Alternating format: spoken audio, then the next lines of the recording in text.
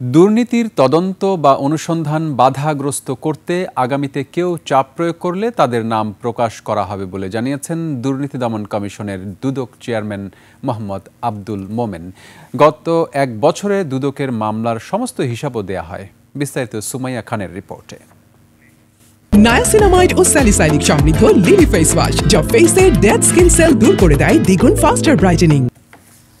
দুদকের ২১তম প্রতিষ্ঠাবার্ষিকী উপলক্ষে গণমাধ্যম কর্মীদের সঙ্গে মতবিনিময় করেন দুদক চেয়ারম্যান মোহাম্মদ আব্দুল মোমেন। সবাই দুদকের বর্তমান ও আগামীতে কিভাবে কাজ করবে সে বিষয়ে আলোচনা করেন। দুদক চেয়ারম্যান বলেন, আগামী দিনগুলোতে যারা দুদকে অন্যায়ভাবে চাপ প্রয়োগ করবে তাদের নাম প্রকাশ করা হবে।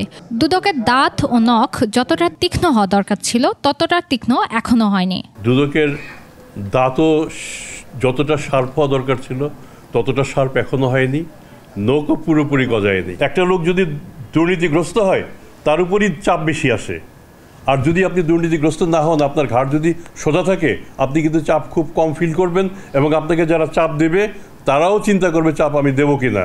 আমি বরং বলবো যে সামনে আগামী দিনগুলিতে যারা দুদকে অন্যায়ভাবে চাপ প্রয়োগ করেন আমরা তাদের নামও প্রকাশ করে দেব।